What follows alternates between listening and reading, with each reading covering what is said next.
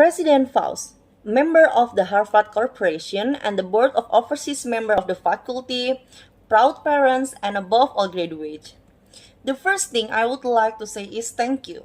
Not only has Harvard given me an extraordinary honor, but the weeks of fears and nouns I have endured at the top of giving this commencement address has made me lose my weight.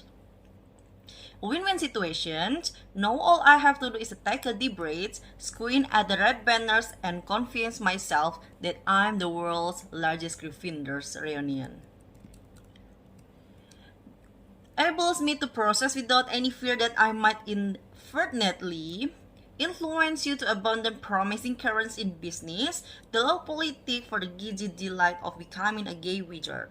You see, if all you remember in years to come it's the gay wizard jokes, I come out ahead of Brennor's Mary Warnock. Achievable goals, the first step to self-improvement. Actually, I have worked my mind and heart for what I thought to say to you today.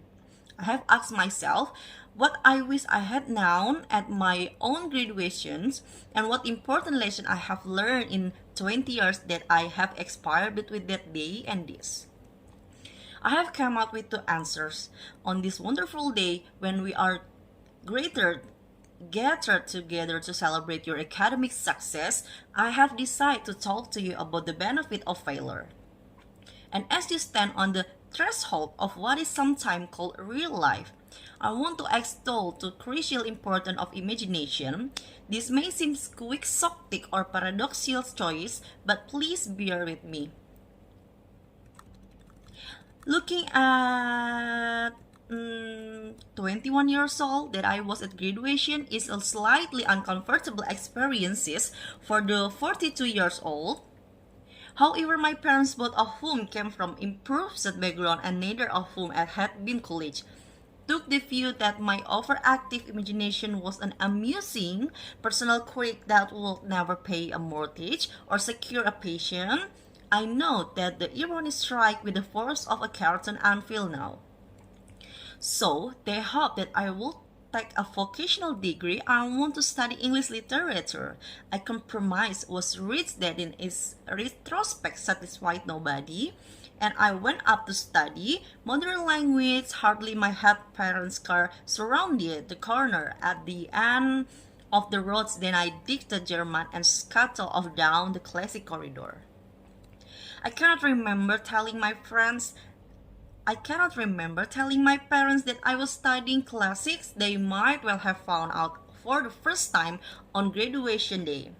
Of all the subjects on this planet, I think they would have been hard put to them one less useful than Greek mythology when it comes to securing the key to an executive bathroom.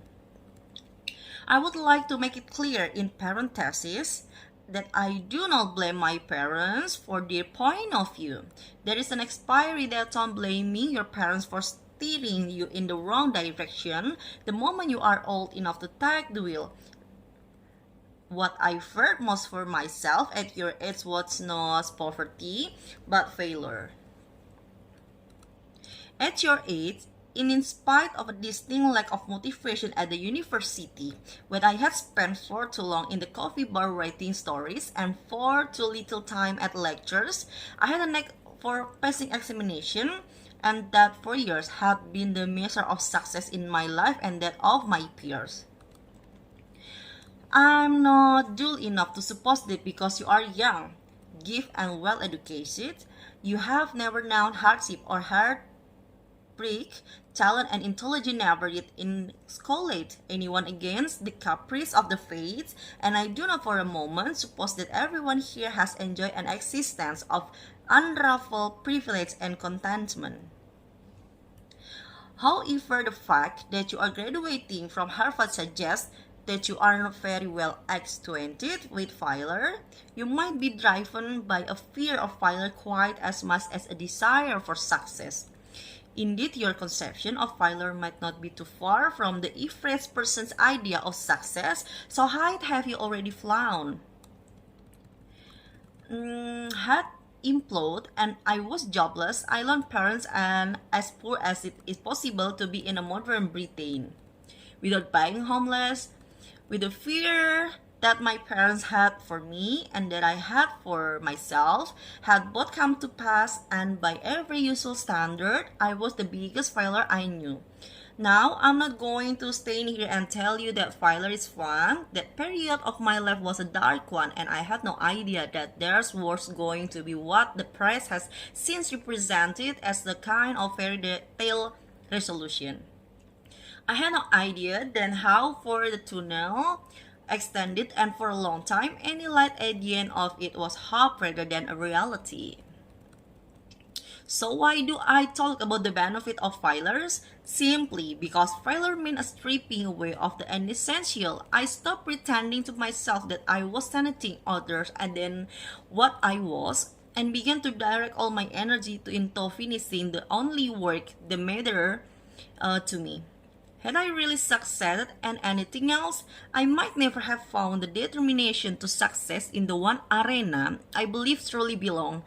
I was set free because my greatest fear had been realized and I was still alive.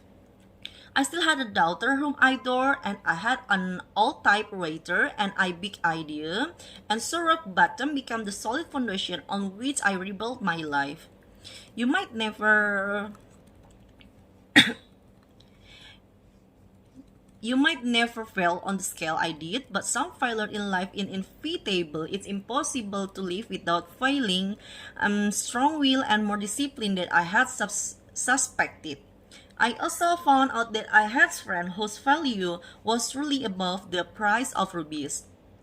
The knowledge that you have emerged wiser and stronger from setback means that you are, ever after, secure in your ability to survive. You will never truly know yourself or the strengths of your relationship until both have been tasted by adversity. Such knowledge is a true gift for all that is painfully won, and it has been worth more than any qualification I ever earned.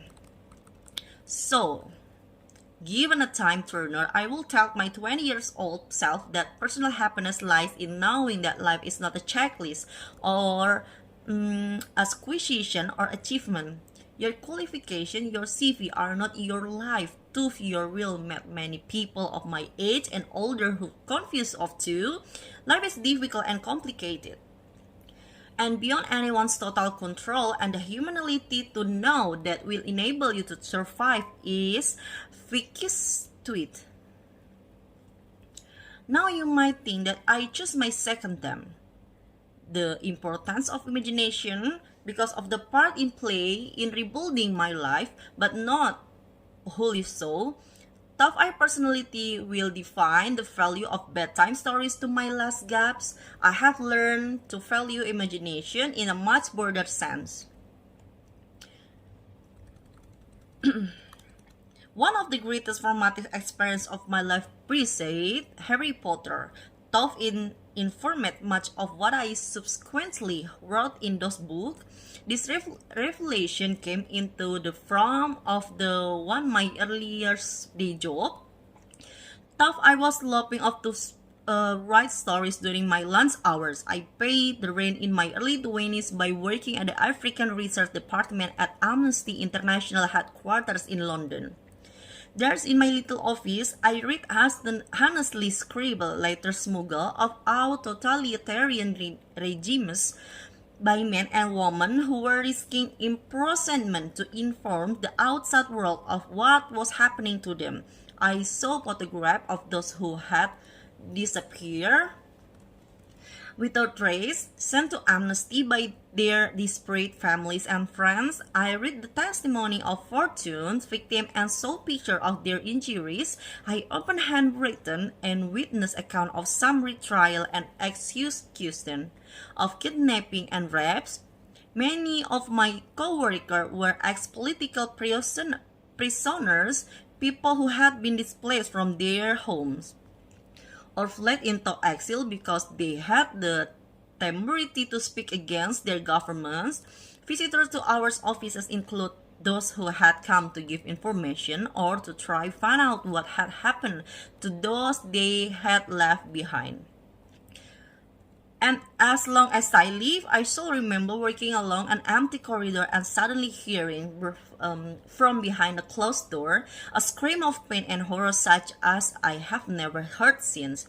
The door opened and the research spoke out her head and told me to run and make a hot drink for the young man sitting with her. She had just had to give him the news that in retaliation for this ounce outspoken against his country's regime, his mother had been seized and executed.